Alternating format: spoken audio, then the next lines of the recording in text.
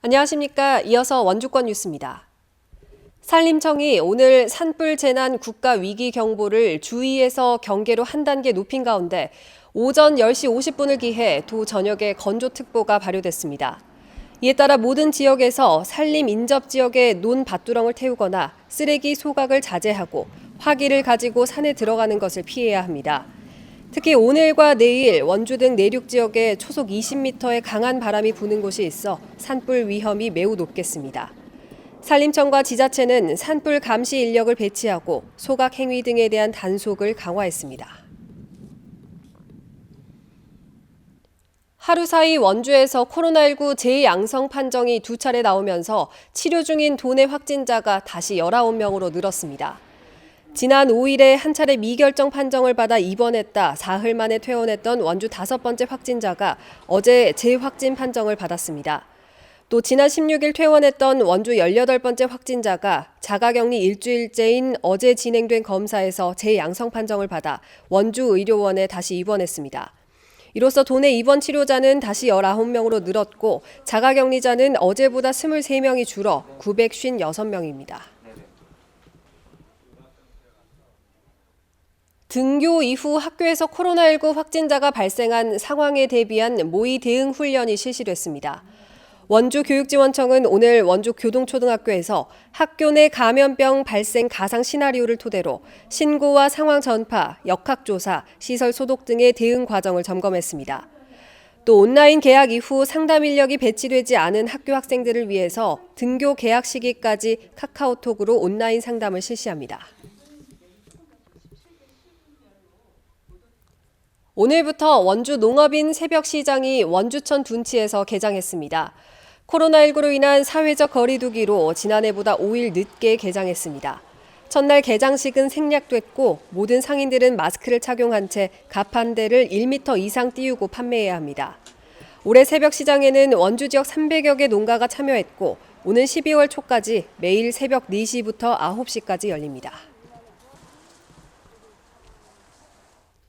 상지대학교가 장애 학생들을 대상으로 방과 후 돌봄 서비스를 시작합니다. 상지대는 이달부터 발달장애인 통합지원센터의 문을 열고 지적장애와 자폐가 있는 중고등학생들에게 학습과 놀이, 체육 프로그램을 실시합니다. 코로나19로 사회적 거리두기가 연장되고 있어 우선 초등학교 발달장애 아동들을 위한 긴급 돌봄 서비스부터 시범 운영합니다. 발달장애 방과 후 돌봄 서비스는 원주에선 지난 1월 원주 장애인 복지관이 처음으로 도입한 데 이어 상지대가 두 번째입니다. 춘천 레고랜드 테마파크 부지가 외국인 투자지역 지정 해제 위기에서 벗어나게 됐습니다. 강원도는 외국인 투자지역 지정 만료일인 28일을 나흘 앞둔 오늘 영국 멀린사가 140억 원의 투자금 잔금을 보낸 것으로 확인돼 외국인 투자지역으로서의 지위가 유지된다고 밝혔습니다. 이에 따라 문화재 보존지역 지정 이후 부지 변경으로 인한 강원 중도개발공사 소유지를 매입하는 안이 오늘 도의회 상임위원회에서 통과할 경우 이르면 6월 영국 멀린사와 추가 매입 부지에 대한 무상 대부 계약을 맺을 계획입니다. 원주시가 시조인 꿩을 주제로 한 캐릭터 디자인 공모전을 실시합니다.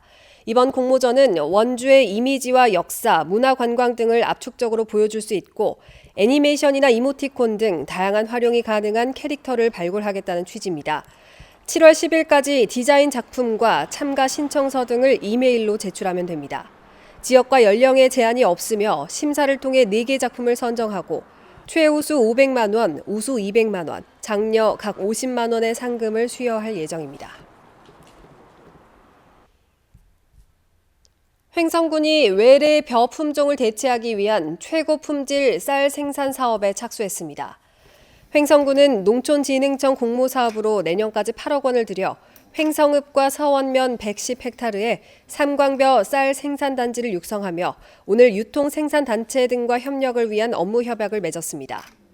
이번 사업에는 횡성 지역 120여 개 농가가 고품질 쌀 생산 매뉴얼과 기술 교육 등을 통해 삼광교의 단백질 비율을 낮추고 완전 미율을 높이는 데 주력해 최고 품질 쌀 생산단지를 육성합니다. 평창군이 코로나19 확산으로 농번기 일손 확보에 어려움을 겪고 있는 대파 재배 농가에 20기를 구입해 임대하기로 하고 시연회를 개최했습니다. 20기는 한 대당 하루 약 6,000제곱미터의 대파를 심을 수 있어 20여 명의 인력 절감 효과가 예상됩니다. 대파 20기와 파종기는 농기계 임대 사업소에서 임대해 사용할 수 있습니다. 한편 평창군은 코로나19로 어려움을 겪고 있는 농가들을 위해서 오는 7월까지 모든 농기계를 무상으로 임대하고 있습니다. 뉴스를 마칩니다. 고맙습니다.